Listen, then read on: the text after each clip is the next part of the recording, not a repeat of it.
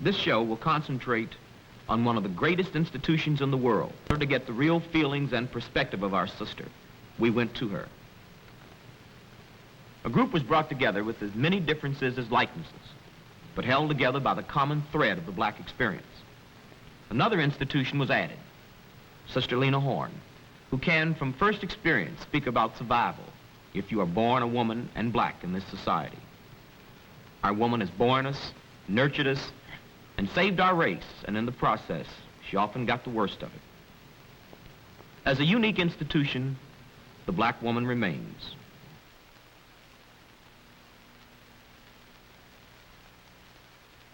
I believe the role of a black woman is to work for a just society, the kind of a society in which children can grow up without fear, in which they can hope. Don't you think so? Really, you know, to boil it all down, black woman is mother of civilization. That adds it up. She is. She's actually the mother, you know. That's it. She's the mother of the earth. She bears forth the fruit, fertilize the soil. I agree. I agree. I think we have overlooked the fact that black women have been for the white nation. They have sucked us dry.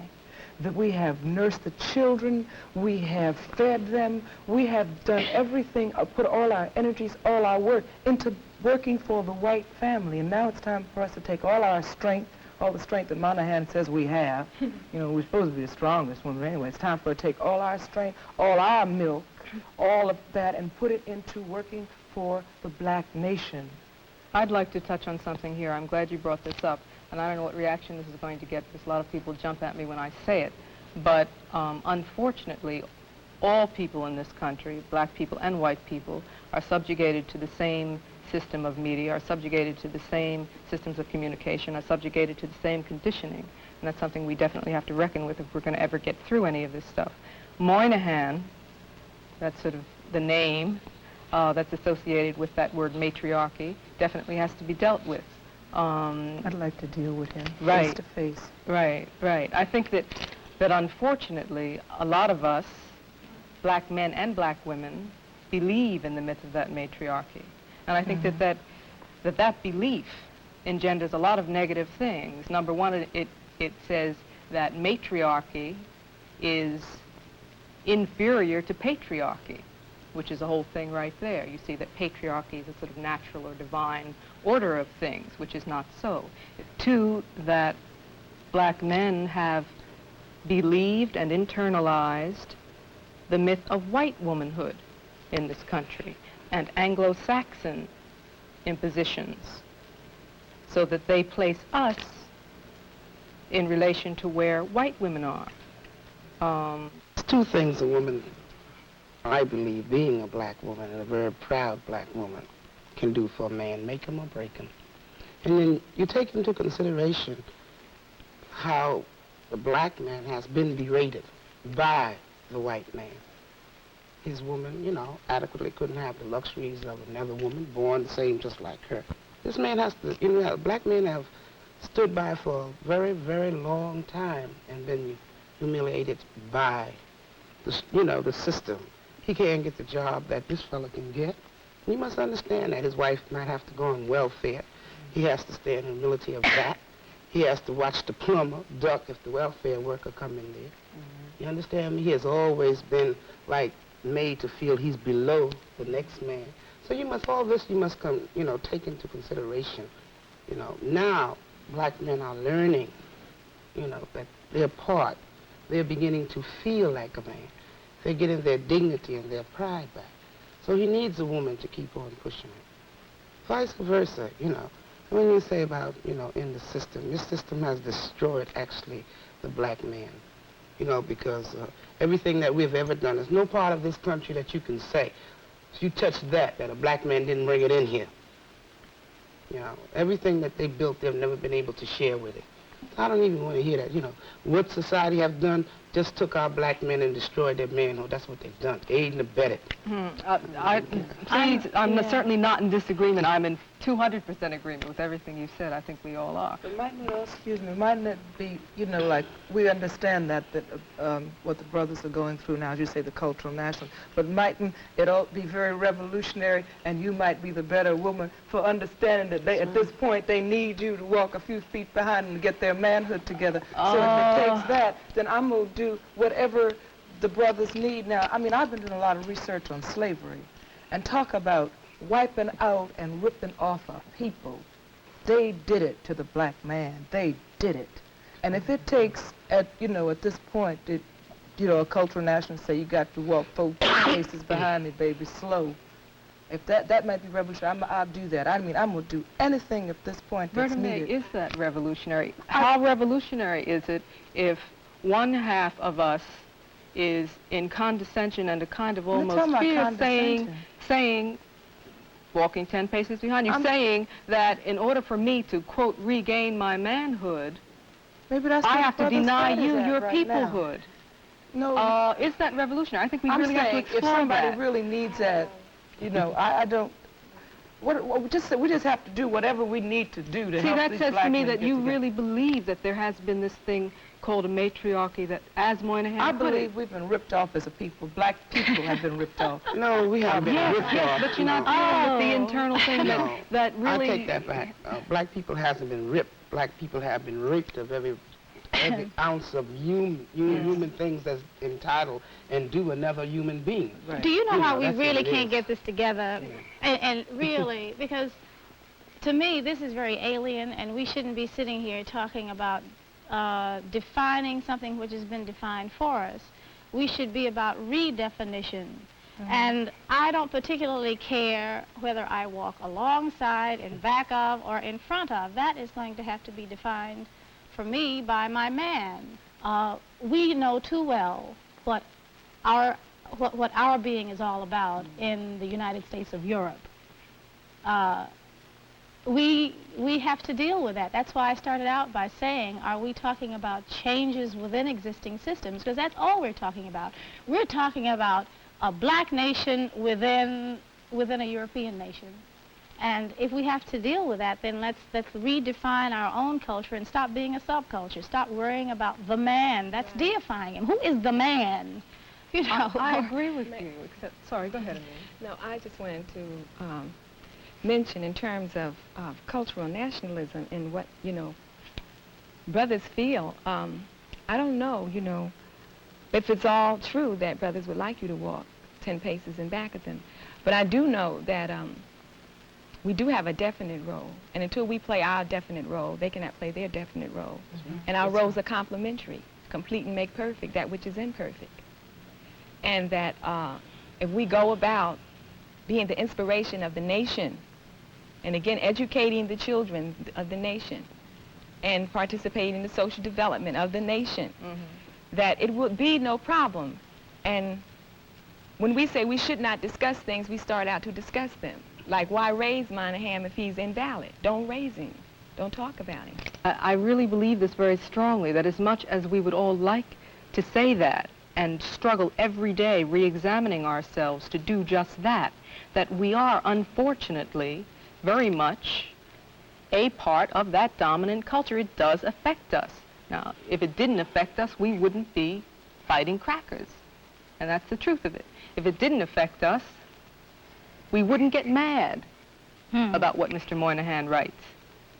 And if it didn't affect us, certain people would not react to the myth of the matriarchy in the way they do. And that's why it has to be exposed and destroyed. It's not that I really want to spend time talking about Mr. Moynihan. It's that I think that we have to get rid of the illusions, we have to get rid of the poisons, we have to get rid of the lies. And one way to do that is expose it and dissect it. Another way, if we create a new life, a new value system, and live it as an example. That's what I'm talking about. That's it. That would probably be the best way. Because then people could see it as a living thing and not as a theory. Because what we need to do is to reestablish a new value system. That's what black people need, a value and system. exactly, and how do we go about that? We go about it the way you go about daily work. First of all, you decide what you want. You establish your value system, you start to live it. And the people in your community, you start talking to your neighbors. You get yourself together first. Exactly. Then you get your community together. We're in agreement. Then you get your neighborhood together. We're in agreement. Right. And then you can move on out. But in the beginning, you got to make sure you got yourself together. Right, right. You know, Okay. you have to start right here. But I think we ought to be sure we understand what she's saying. Now, this relates to what you said earlier about the black nation, right? Exactly. I'm not sure I understand what you mean by the black nation. I mean, black people's lives, being self-determining, defining yourself, naming yourself, and having political power. We're a nation already without political power and military power. We're a cultural nation without political and military power. We're a nation, you know, in captivity by another people, a people who have a different, totally different culture than we have, who cannot even relate to the things that we relate to. That is the problem. And as black women, we have to be the inspiration for the nation, for our men. We have to start out into the community educating the children, educating ourselves. Because once we educate ourselves, the children will become educated, because we are the ones that teach the children. We are the ones that decorate the homes. We are the ones that are with both female and male children. We are the ones that the children look to as the image in terms of their daily education. So it is important that we don't get our values mixed up and feel that we have to educate the world. We haven't first educated ourselves. It's still always a self thing. Indeed. I mean, the world will relate to us once we can relate to ourselves. Mm-hmm. I mean, and I think we are afraid of definitions and afraid to set guidelines because we might have to live by them. If you stand up and say a black woman should do this and that, then you might have to do that. But if you say, well, we don't have to say anything, you know, we can just do it. Do what? So like everybody can do their own thing. But every society needs a value system. Every society has a criteria in which they live by. And we live need by one. everybody else's by. Exactly. Right. We should have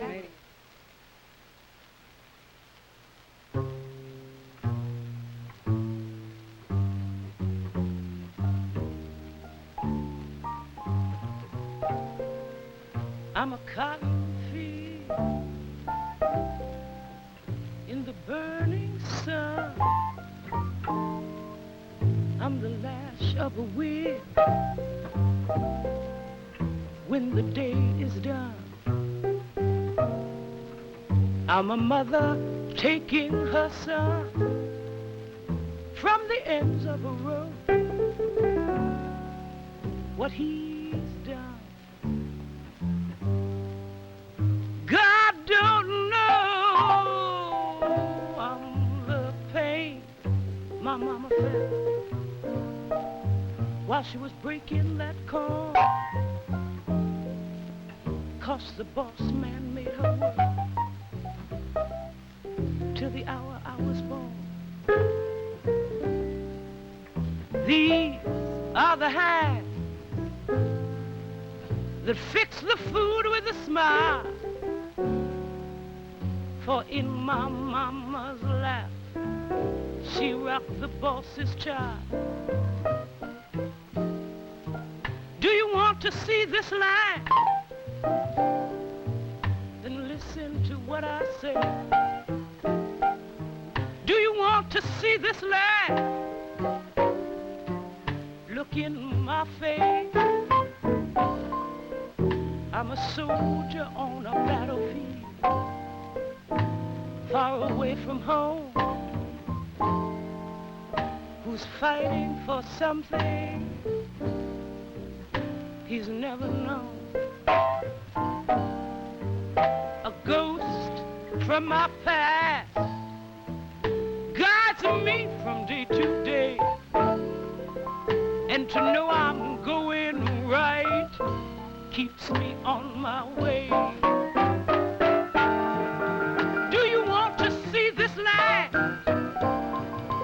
Listen to what I say.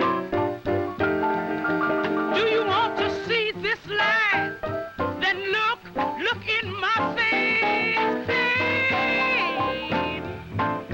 mama felt. A soldier on a battlefield.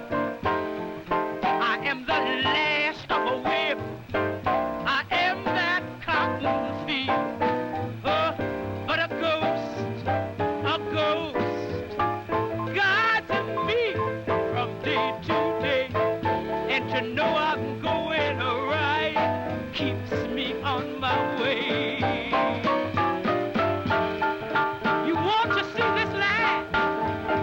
Listen to what I say. You want to see this land? Then look, come on, look, go on and look. Look in my face. Poem for a lady whose voice I like. So he said, you ain't got no talent. If you didn't have a face, you wouldn't be nobody. And she said, God created heaven and earth and all that's black within them. So he said, you ain't really no hot stuff. They tell me plenty sisters take care of better business than you. And she said, on the third day he made chitterlings and all good things to eat and said, that's good. So he said, if the white folks hadn't been under your skirt and been giving you the big plate, you'd have had to come uptown like anybody else. And she replied, then he took a big black greasy rib from Adam and said, we will call this woman, and her name will be Sapphire, and she will divide into 4 parts that Simone may sing a song. And he said, you pretty full of yourself, ain't you? So she replied, show me someone not full of herself, and I'll show you a hungry person. That's the poem I did for you. Yes, I think I should probably tell you, you know, maybe other people don't, that I had that said to me in 1942. I worked at the Howard Theater in Washington, and a black band leader told me, there's millions better looking, sing better, and it hadn't been for you being picked by white folks, you know, you couldn't make it. And it stuck with me a long, long time in my life, and I'm still trying to learn how to sing, but I say inside every black woman, there's an Aretha screaming to come out. You better believe it. And that's me. That's, yeah. You know, I don't think it, you are the most imitated singer, black or white as they say, in the world. I think that happened because I was picked to, like the man said, I was picked at that time to be what they thought a black woman was like. I was picked even before my own development, and when they picked me, they found they had a tiger by the tail because they really didn't know what was inside of me. And I was made to look like someone not me. I was made to look like I had to learn to sing, and I was not allowed to imitate rhythm and blues records because they weren't played very much, and I was raised by middle-class people who didn't believe in singing the blues. And I was made to look like Hedy Lamarr and so forth and so on. That's way before your time. Oh, nobody remembers Hedy Lamarr. Nobody remembers that. But I think then the girls who began to have the opportunity at that time, because they had finally opened the way for one, they began to put them into the same image too. And so we had a whole decade or so of girls who thought it expedient to imitate me because I was making it, you see. They say you've been trying to change your image. I don't know what that means. Well, I think what it means probably is that since Greensboro, as recent as that, and sit-ins, I was able to flee my establishment stereotype because young people had freed me. And I think that since I always have been what I am inside, that I've been able to survive because they really didn't kill anything black in me. I was, because I remember you were out in, I think, Las Vegas, and you beat that guy bloody with your shoe. Yeah, well, I drew a little blood. It was in Los Angeles. It was in Los Angeles. That probably was the first time I felt less lonely. By the isolation that was imposed upon me by very nature of its definitive isolation from my own people, from white people, this middle thing that I was in, had kept me very much alone spiritually too. And I got insulted. I had frequently done so, but I hadn't done it at the place where there were a couple of reporters around. And the guy made me mad, and I struck him violently, because I am violent in a way. You trying to say violence purges the soul? No, he just made me mad. And sometimes your madness just mounts into, you know, beautiful madness. And I struck him, and I got tons of mail and letters and telegrams from black people who said, you know, hey, thank you, and how wonderful, and all. I said, my God, I'm not alone. And that was in the 50s. I had lived a long time without that feeling. And there are so many young black people now who I see doing things that are revolutionizing me and the world. Let me sort of ask a question that might be difficult. Like you grew up with, but professionally with Billie Holiday and Dinah Washington. Yes. And you survived, and they didn't. Do you? I'm sort of asking you, I guess, to respond to that. Like, why? Can you? I don't know. I didn't want anybody to kill me. I think I didn't want them to destroy me. I mean, let's say I won't say hate, because it's very bad, and I've not allowed myself until recently to love and open myself up to love. I was strengthened by my active disinvolvement, hidden, but it kept me surviving, and I think my background, my people must have. I find great migrations made by my great-great-grandmother on both sides that I didn't know anything about until I was in my 40s, and they survived, and it must be in us. Yeah. I'm sorry that, you see, I love Billie very much, and I love Dinah, and they were both very gentle women to me. They were very good to me when I was starting. And I think I began to know about the sisterhood during those years. You had a personal tragedy. Your father died, and then your son. Yes, this past 6 months I've lost my father and my son, and they were both black men that I was denied until I was along in my years. My father and my mother separated when I was 3, and my son was taken from me when he was 3. But I got to know them when I was older, and they really fulfilled a great deal. When you got ready to marry Lenny Hayden, one of the statements that you made was that you didn't have the strength to marry a black man. How would you? I had married first a black man, and I wasn't a big enough woman to help him. I married him because I had nobody. I ran away from life as a chorus girl at 16, and a stepfather who was white that I didn't understand.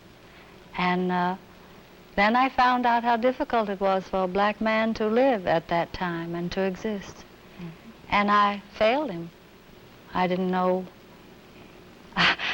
I didn't have enough consolation in myself, because I'd never had it to give to him. What do you think about the Angela Davis case? What do you think about Angela? I think that I hate to see another one of my young women being destroyed. When Angela was arrested, they had a thing uptown. Her mother came, her sister was up there. And one of the Panther 13, I believe, one of the young ladies, was saying, you know, they can say Angela is beautiful, and they can say she's brilliant, but she's right in the same women's detention home that the sisters that walked the street are in. What I'm so afraid of is this actually is a calculated,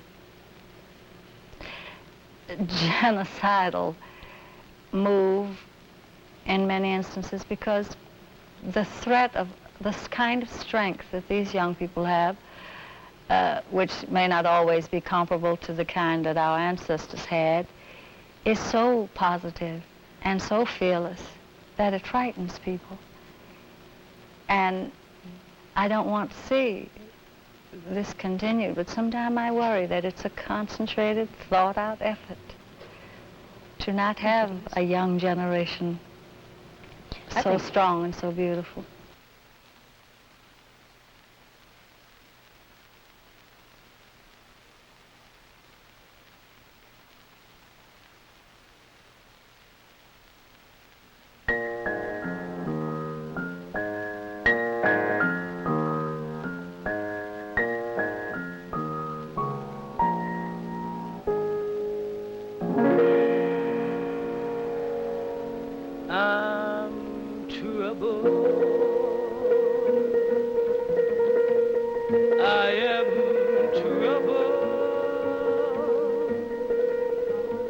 I'm troubled in mind. If someone don't help me, I surely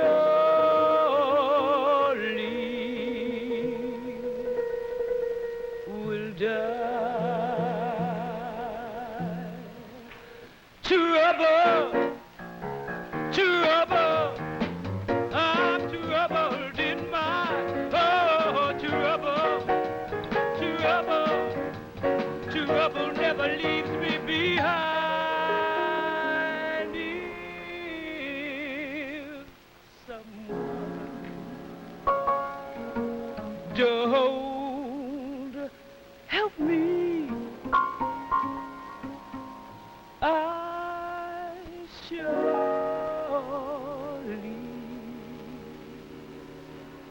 will die. I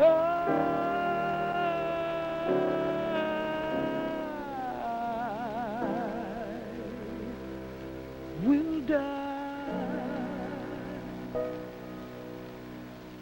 I'll die.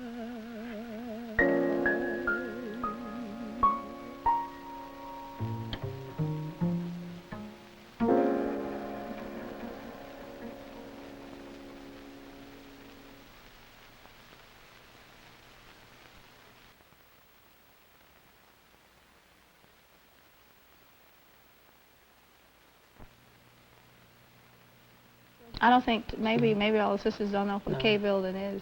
Well, K building is the building up in Harlem Hospital that was taken over by community people, I for one.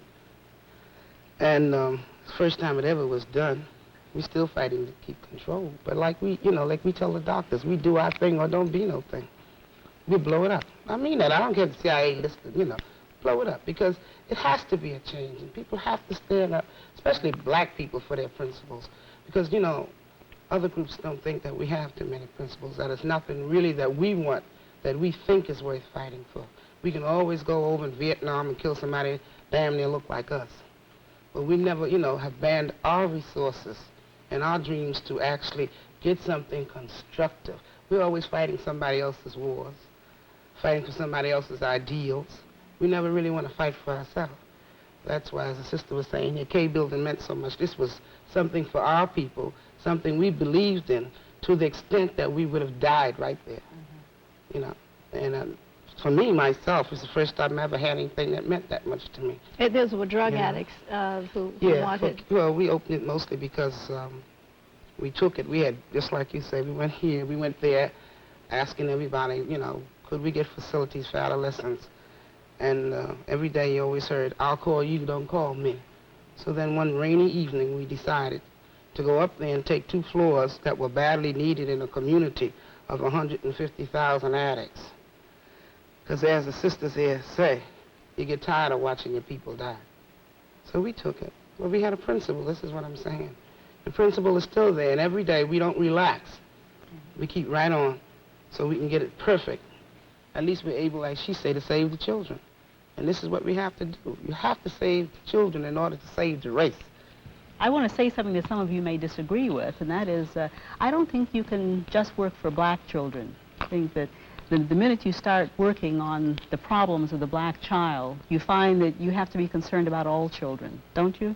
I mean, if you're working on drugs... Well, don't ask me that. I will never refuse any human being to come in there, but I'm concerned about mine, because you can't go, you know, up in the Bronx when you haven't even cleaned up. I can't clean up. If I can't clean up my house, in other words, how the hell am I going to clean up yours? I got to clean up mine first, just like this sister say, then clean up yours.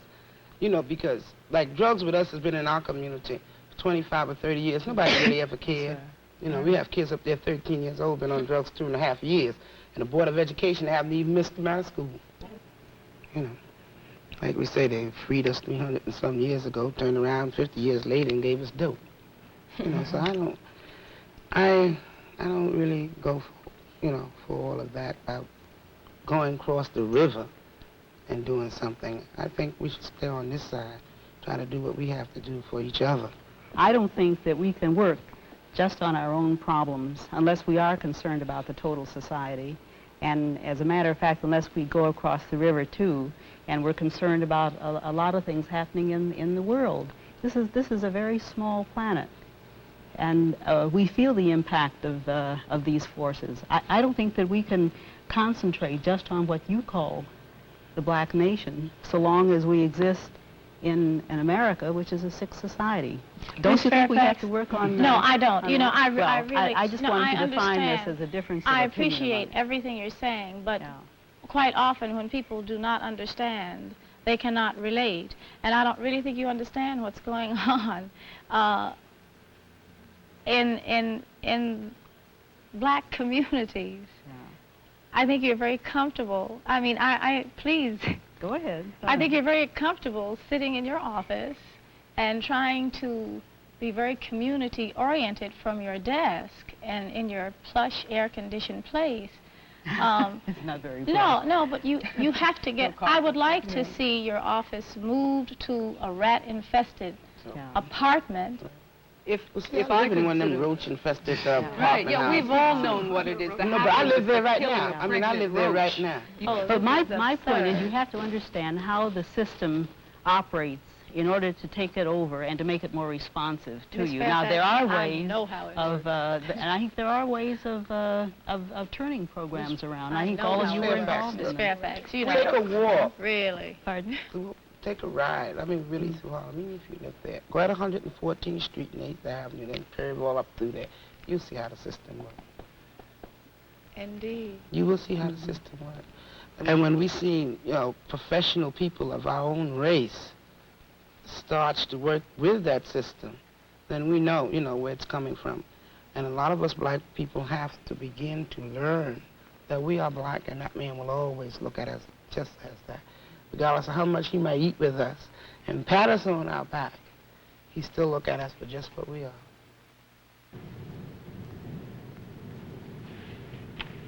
This little light of mine, this little light of mine, I'm gonna let it shine. I'm gonna let it shine so bright, let it shine.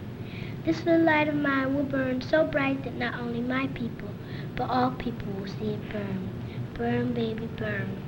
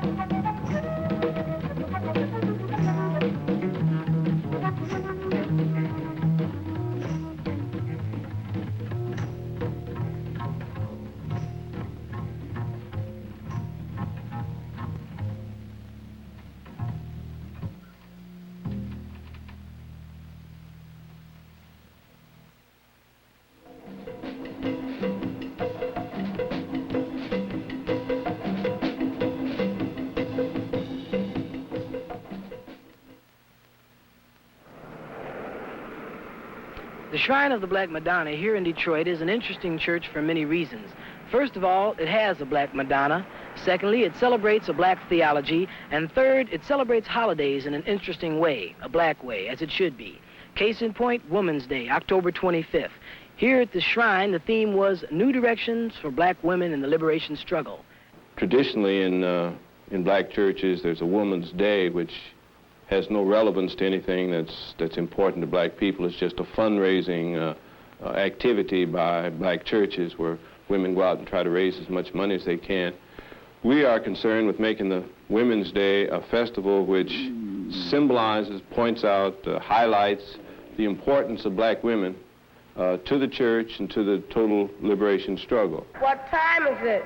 Then let the black nation rise. Then let the black nation rise. Let the black nation rise. What I'm going to say will be in two parts. The first part will be talking about black women in the struggle, and it's called Queens of the Universe, because black women be queens. If they could just see their beauty, you see. We black women have been called many things: foxes, matriarchs, sapphires, sisters, and recently, queens. I would say that black women have been a combination of all them words, because if we examine our past history at one time or another, we've had to be like them words be saying. But today, there are some words we can discard. There be some we must discard for our own survival, for our own sanity, for the contributions we must make to our emerging black nation. And we must move to as the only queens of this universe to sustain, keep our sanity in this insane, messed up, die-conscious, pill-taking, masochistic, misan-orientated society got to be dealt with.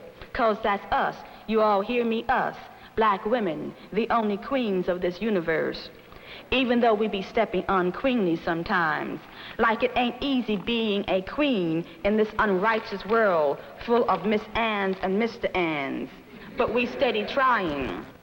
Women have been traditionally, historically, tremendously important to any oppressed people in the sense of making it possible for an oppressed people to survive, making it possible for them to pass on some of the traditions and culture of a people when the existence of a man was seriously threatened from day to day and from week to week and month to month. And so really for that reason we call the church the Shrine of the Black Madonna to symbolize not only the religious significance of Mary as the mother of Jesus, but the significance of all black women and the generations of struggle and sacrifice that black women have made in making it possible for black people to survive and come to this day. It's also important that we realize that in this day the role of black women has changed because we're much more clear about what the liberation struggle is all about, and black women have the task now of creating young black people, black children and black adults who can participate in a liberation struggle that seeks for independence and for freedom and for community control and the things which are important to people who are seriously engaged in liberation.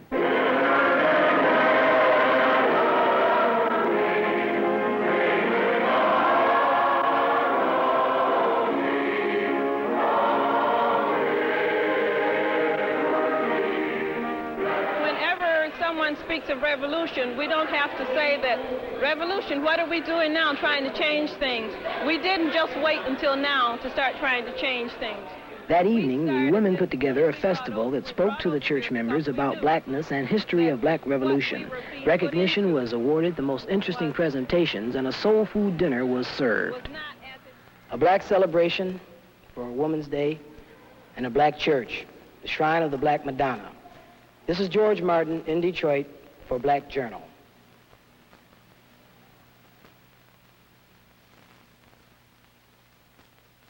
Ladybird. Ladybird, ladybird, fly away home. Your house is on fire and wraps on the fall. Can I ask you one question? You'll have to answer it. Recently, a white show asked you to give them 90 minutes. Why did you turn that down? I turned it down because in the first place, I'd rather do it on my own show if I had one, if we had one. And I didn't feel like giving my life to someone that I don't feel very close to. I want to ask you a question, but what's the sisterhood? What do you Well, I wouldn't be so crude as to call it a black mafia, but I would say, no, I would say anybody that has a feeling of clan and not KK, but relativeness and familyness is what my sisterhood means. Yeah, well, what, I'm afraid that because I didn't have one of my own, I've latched onto the one I'm entitled to. Well, I didn't have sisters or brothers or my mom and papa, you know, and so I have you all. Where do you think you're going? You know? Well, I'm still a little numb at the moment from the past 6 months, but I feel adventuresome. I don't think I'm just going to stop and sit down. I don't necessarily mean singing or... I'm not a lecturer, I'm not a writer, I'm not a... I'm just, I guess I'm a performer, but I feel creative. I feel I need to be around people. I like it now. And I don't know what I'm going to do, but I'm not going to stop. There are many, many things that we can do if we look at ourselves seriously as a nation and not get preoccupied with the goings-on of someone else and get preoccupied with what we're doing. You know, there are resources in the black community. We should use those resources, and we should move around, you know, in such a way as though we were seriously thinking about having a nation. I agree. And seriously, and not just say it because it sounds good or say it because it is hip, because nationalism is not faddism. And I think that a lot of people are identifying with different things because it is hip to identify with certain things, but it is hipper to understand that we are slaves and we got to be free. And it's even hipper to work it out, you know, our freedom, national liberation for black people. But what about the sisters who don't agree with you? Then who has to deal with them? Well, it's not about agreeing with me. It's about doing. It's not agreeing about it. No, they will just say, I don't agree. It is, you know, well, we just have that, you know, she could say, I don't agree with you, you know. Right. My man won't let me do that. I don't want to do that. And what will happen to these people? I'm not going to preoccupy myself in terms of what will happen to them because I know that more people are preoccupied with freedom. No one wants to be a slave. But are we talking about a black nation? I'm talking about black people who haven't quite gotten the mind thing together. So we have to preoccupy our minds. I think that because all black people don't say they're nationalists, and because all black people don't, you know, wear braids or naturals and traditional clothes, don't mean they're not nationalists now. Now, they're nationalists, but they just don't use the word. Because no one wants to be a slave. And there's no black person on this planet who will disagree with freedom. So, like, I don't know whether, you know, we can consider that or not.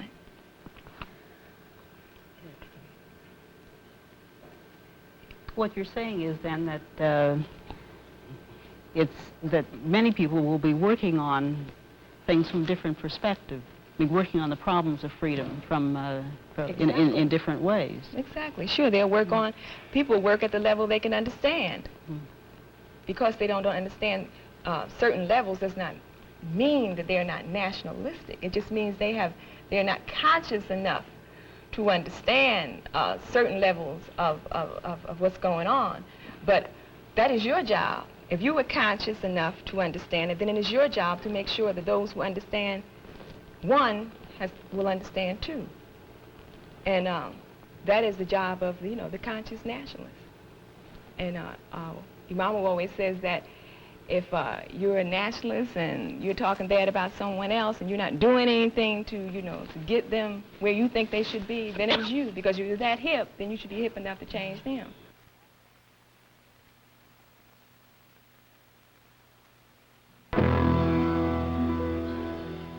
painters, why do you always paint white virgins?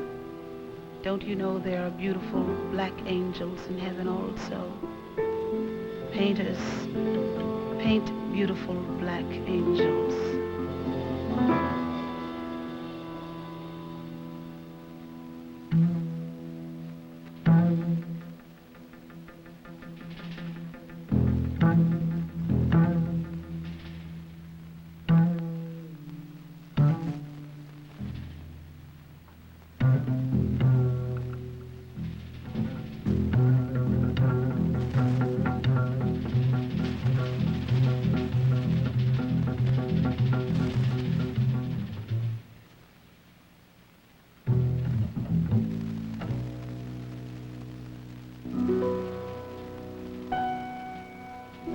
Pintar, nacido en mi tierra,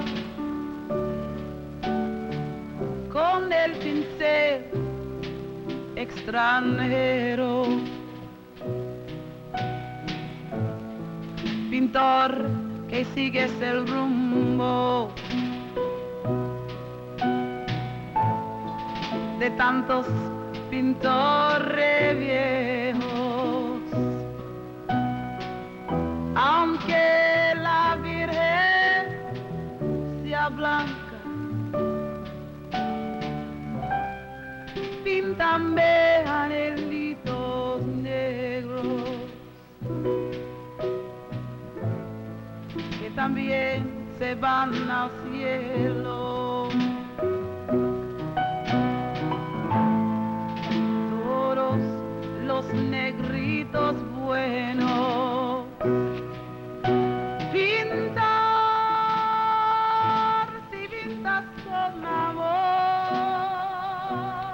I used to wonder who I'd be. When I was a little girl in Indianapolis, sitting on doctor's porches with post-on pre-debs, wondering would my aunt drag me to church Sunday, I was meaningless, and I wondered if life would give me a chance to mean. I found a new life in the withdrawal from all things not like my image. When I was a teenager, I used to sit on front porch steps, conversing the gym teacher's son with embryonic eyes about the essential essence of the universe, recognizing the basic powerlessness of me. But then I went to college, where I learned that just because everything I was unreal, I could be real, and not just real through withdrawal into emotional crosshairs or colored bourgeois intellectual pretensions, but from involvement with things approaching reality, I could possibly have a life. So catatonic emotions and time-wasting sex games were replaced with functioning commitments to logic and necessity, and the gray area was slowly darkened into a black thing. For a while, progress was made, along with a certain degree of happiness, because I wrote a book and found a love and organized a theater and even gave some lessons, some lectures on black history, and began to believe all good people could get together and win without bloodshed. Then Hammarskjöld was killed, and Lumumba was killed, and Diem was killed, and Kennedy was killed, and Malcolm was killed, and Evers was killed, and Swerner, Cheney, and Goodman were killed, and Louisio was killed, and Stokely fled the country, and Leroy was arrested, and Rapp was arrested, and Pollard, Thompson, and Cooper were killed, and King was killed, and Kennedy was killed. And sometimes I wonder why I didn't become a debutante, sitting on doctors' porches, going to church all the time, wondering, is my eye makeup on straight? Or withdrawn, discoursing on the stars and the moon, instead of a for real black person who must now feel and inflict pain. Pintar si pintas con amor, porque desprecia su color, si sabes que en el cielo también los quiere Dios. Pintar de sangre, de alcoba, si tienes alma en el